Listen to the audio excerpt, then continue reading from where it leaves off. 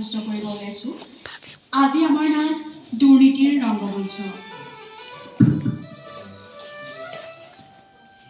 আজি আমাৰ নাটৰ মূল চৰিত্ৰসমূহ হৈছে ৰীতা, এগৰাকী সৎ আৰু পৰিশ্ৰমী ছাত্ৰী; শ্ৰীযুত শৰ্মা, দুৰ্নীতিগ্ৰস্ত বিদ্যালয়ৰ অধ্যক্ষ; ৰশ্মি, এজনী ধনী ছাত্ৰী, অসাৱধান কিন্তু প্ৰভাৱশালী; মীনা, সততাত বিশ্বাসী এগৰাকী আন্তৰিক শিক্ষয়িত্ৰী। আহকচোন আমাৰ নাটৰ মাজলৈ আগবাঢ়ি যাওঁ। দৃশ্য ১, বিদ্যালয় কাৰ্যালয়।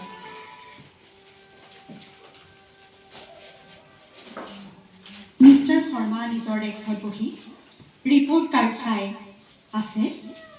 হাতত ফাইল লৈ ৰশ্মি সোমাই আহে। শুভ ৰাতিপুৱা ছাৰ। মোৰ চূড়ান্ত পৰীক্ষাৰ নম্বৰৰ বিষয়ে দেউতাই মোক আপোনাক লগ কৰিবলৈ কৈছিল। আহা আহা ৰশ্মি, বহা। তোমাৰ নম্বৰবোৰ ভাল, বৰ আশাব্যঞ্জক নহয়, কিন্তু চিন্তা নকৰিবা,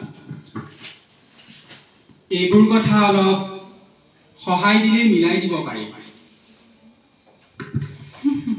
অৱশ্যে ছাৰ, দেউতাই কৈছিল যে তেওঁ স্কুল ডেভেলপমেণ্ট ফাণ্ডৰ বাবে সৰু দান এটা দিব, হয়তো নতুন বিল্ডিং প্ৰজেক্টৰ বাবে। হয় হয়, শিক্ষা বৃদ্ধি পাব লাগিব তোমাৰ পৰিয়ালৰ সহায়ত, বাকী মোৰ ওপৰত এৰি দিয়া। ৰশ্মি আনন্দ মনে গুচি যায়। তেনেতে শিক্ষয়িত্ৰী মীনা সোমাই আহে।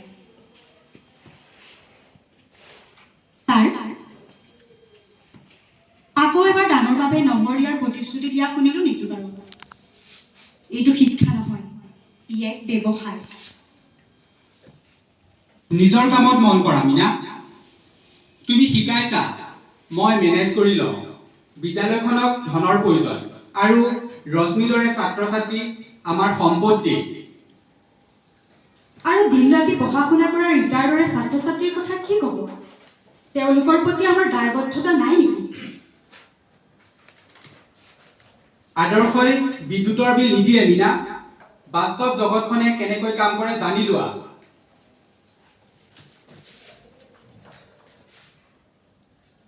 দৃশ্য ২, শ্ৰেণীকোঠা।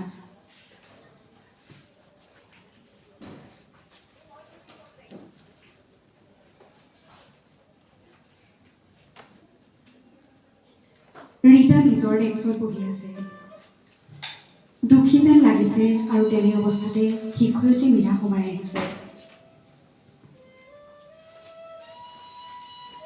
কি হ'ল ৰীতা, তুমি চিন্তিত যেন লাগিছে? মেম, শুনিছোঁ মোৰ নম্বৰবোৰ কমি যাব পাৰে। ৰশ্মিৰ দেউতাকে টকা দান কৰিছিল, আৰু এতিয়া তেওঁ শীৰ্ষ বেংক এটিত চাকৰি পাইছে। ইমানেই অন্যায়? মই জানো ৰীতা, কেতিয়াবা সততা শাস্তি যেন লাগে, কিন্তু সত্যই সদায় সাহসৰ আৰু সুন্দৰৰ বাট বিচাৰি পায়। কিন্তু মোৰ দৰে সৰু পৰিয়ালৰ ছাত্ৰীৰ কথা কোনে শুনিব? সকলোৱে ভয় খাইছে। হয়, কোনোবাইতো মাত মতাৰ সময় হ'ল। আমি সকলোৱে মৌন হৈ থাকিলে দুৰ্নীতিয়ে জয় হ'ব।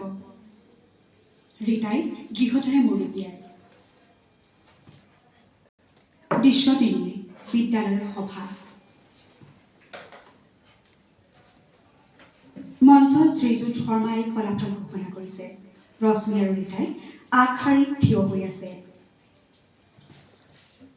আৰু এইবাৰ প্ৰথম পদটো যায়। ছাৰ, ফলাফল ঘোষণা কৰাৰ আগতে মোৰ কিবা এটা ক'বলগীয়া আছে। শিক্ষা বিক্ৰীৰ বাবে নহয় ছাৰ, টকাৰ বিনিময়ত নম্বৰ সলনি কৰা হৈছিল। তাৰ প্ৰমাণ মোৰ হাতত আছে। ছাৰ, মই এই স্কুলখনক সন্মান কৰোঁ, কিন্তু আমি কি আদৰ্শ দেখুৱাইছোঁ? যদি টকাৰেই নম্বৰ কিনিব পাৰি, তেন্তে সততাৰ কোনো মূল্য নাই নেকি? বাইদেউ, মই কাকো আঘাত দিব বিচৰা নাছিলোঁ। দেউতাই মাথো বিচাৰিছে মই পাছ কৰি যাওঁ। এইটো আজে পাজে কথা। আপোনাৰ কোনো প্ৰমাণ নাই। প্ৰমাণ আপোনাৰ হাতৰ আখৰত আছে ছাৰ। এই মাৰ্কশ্বিটবোৰ আপোনালোকে সলনি কৰিছিল। ইতিমধ্যে কবি শিক্ষা বৰ্ডলৈ পঠাইছোঁ। শৰ্মা ডাঙৰীয়া বাকৰুদ্ধ হৈ ছাত্ৰ ছাত্ৰীসকল আৰু মীৰাৰ বাবে হাত চাপৰি বজাবলৈ আৰম্ভ কৰে। দৃশ্য 4। কিছুদিনৰ পিছত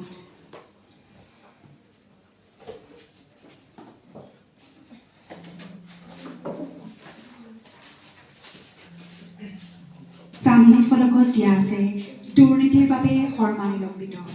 ৰীতা আৰু মীনাই হাঁহিছে। মেম, সততাৰ জয়ী হোৱা দেখি ভাল লাগিছে। হয় ৰীতা, পৰিৱৰ্তন এটা মাতৰ পৰাই আৰম্ভ হয় আৰু তোমাৰ সেই মাতটো আছিল ৰীতা। কেতিয়াও ন্যায় পৰায়ণতাক বিশ্বাস কৰাটো তুমি বন্ধ নকৰিবা।